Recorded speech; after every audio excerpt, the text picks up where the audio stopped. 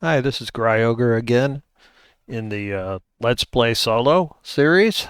Um, in this particular session, I'm going to wrap up the last one, which is a very long encounter session. And so there's a couple things I wanted to do, and then in the next video, we'll continue the exploration of the dungeon. Getting back to the last session, what I did was distribute some treasure, but I was in a hurry and I messed up there. The way incidental treasure is supposed to work is you're supposed to get incidental treasure for each individual monsters, and then you consolidate it together as a group. This does mean what you could do is you could roll on the table once for each monster.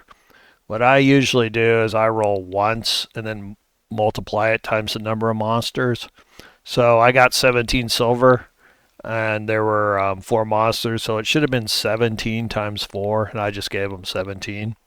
I'm going to go ahead and give them the remainder by opening the party sheet, going to inventory, and add 51 more.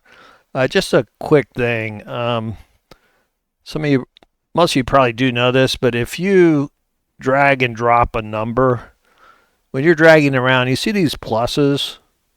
This means this is a droppable field. So usually I leave the breakage in on the party sheet, so I'll just drop the 51 there.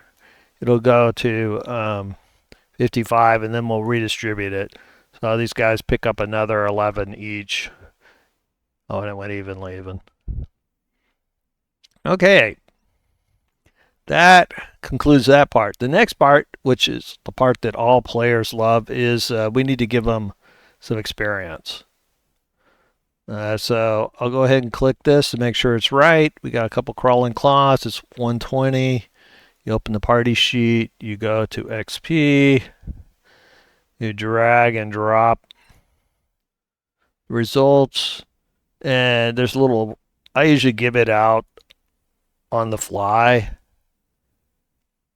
because with random, you don't know when your guys are going to level up. Though obviously at the beginning I could have gone a couple before I gave it to him. All right, so that concludes pretty much the bookkeeping for last session. We've given them experience. We've given them the rest of their treasure they found, and my guys are of course very, very excited about finding that extra treasure they almost missed. And so, next thing I wanted to talk about before the end of this video is the solo adventuring toolkit.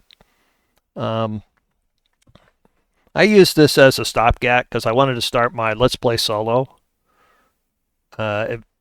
series before I had finished the random dungeon tiles and descriptions.